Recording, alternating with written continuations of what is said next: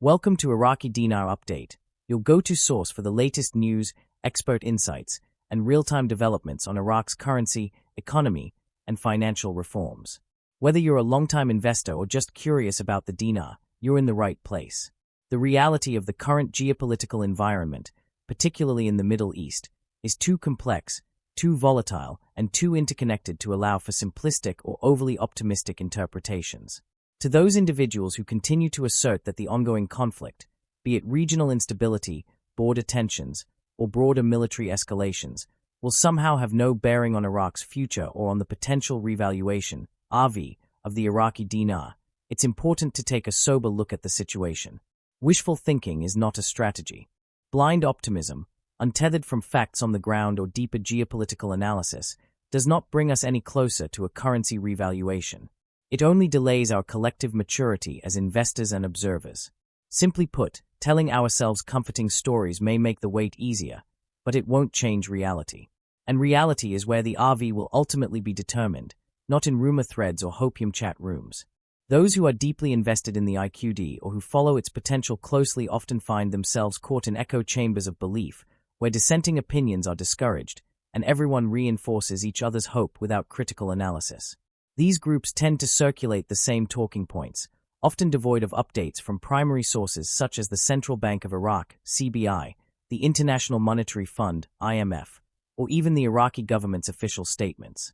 It's tempting to believe that all is on track, that a financial miracle is just around the corner, and that nothing, even the rumblings of war or economic pressure from neighboring states, can derail the process. But this is precisely the kind of hopium that clouds judgment and leads to irrational expectations.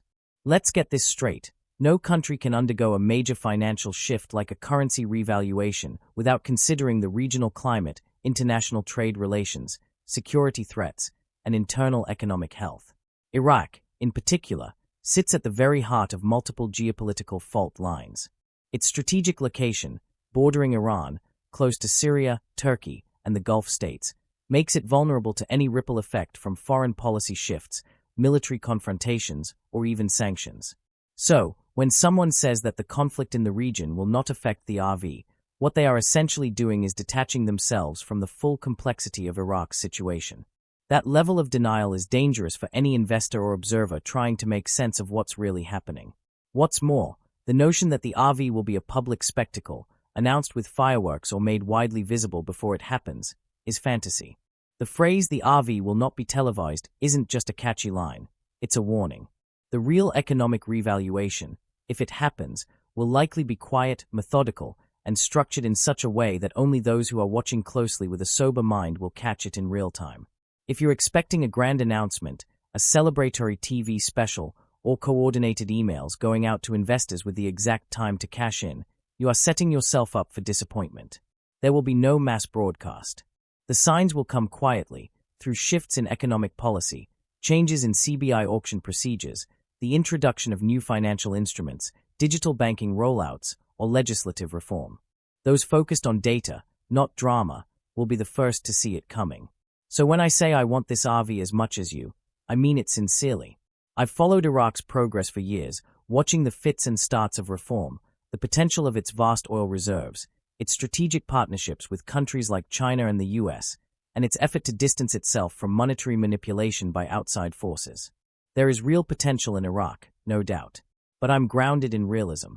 I do not build my expectations on blog rumors, anonymous Telegram posts, or feel-good YouTube commentary.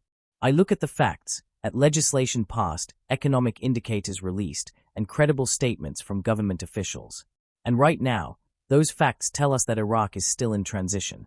Yes, progress has been made, digital reforms are underway, banking infrastructure is improving, and bilateral talks are gaining traction. However, none of that erases the fact that the region remains unstable. A regional war, an economic embargo, or a political assassination could shift everything overnight. The RV is not isolated in a vacuum. It depends on the convergence of security, economic strength, institutional transparency, and international trust. Without those, the dinar can't float, revalue, or be globally recognized. So no, I do not live in a hopium den. I've stepped outside of that bubble. I want the RV, but I understand that wanting it doesn't make it real. Praying for it doesn't trigger it. Even preparing for it doesn't guarantee it. What matters is whether Iraq is institutionally ready, whether its reserves are robust and stable, whether its political class is unified, whether it has real-time settlement systems to interface with the world, and whether it has neutralized corruption in the currency markets. These are not hypotheticals, they are prerequisites. To everyone clinging to the narrative that nothing will stop the RV, step back. Examine the situation for what it is. Conflict has consequences. War destabilizes. Sanctions constrict. Inflation eats away at gains. And hope, if left unchecked, becomes delusion. You must operate in truth, even if that truth is hard. That doesn't mean giving up on the RV. It means adjusting your expectations and aligning them with reality. The greatest danger to RV believers is not the Central Bank of Iraq. It's not the IMF. It's not even the conflict surrounding Iraq. The greatest danger is willful ignorance, refusing to see the whole picture, choosing to ignore key data, and brushing aside critical voices in favor of groupthink. It's the refusal to admit that you might be wrong. But maturity means holding two thoughts at once, that you can want something deeply and still admit it may not happen the way you imagine. That's not pessimism, that's wisdom. If we are to be serious about the revaluation of the Iraqi dinar, then we must become students of geopolitics, of macroeconomics, and of monetary policy. We must read the reports, study the reforms, and follow the trends, not just the rumors. And we must understand that real transformation takes time, coordination, and often, silence. In conclusion, I will continue to monitor Iraq. I will continue to study its reforms and track its moves. I am not walking away from this dream, but I am walking with my eyes open. I do not breathe hopium. I breathe truth, even when it's bitter. And if one day Iraq shocks the world and the dinar does revalue, I'll be ready, not because I held on to fantasy, but because I walked in realism. I urge others to do the same. Let's not lose ourselves in hype. Let's stay grounded. The RV may not be televised, but if you're paying attention, you won't miss it. Thanks for tuning into Iraqi Dinar Update.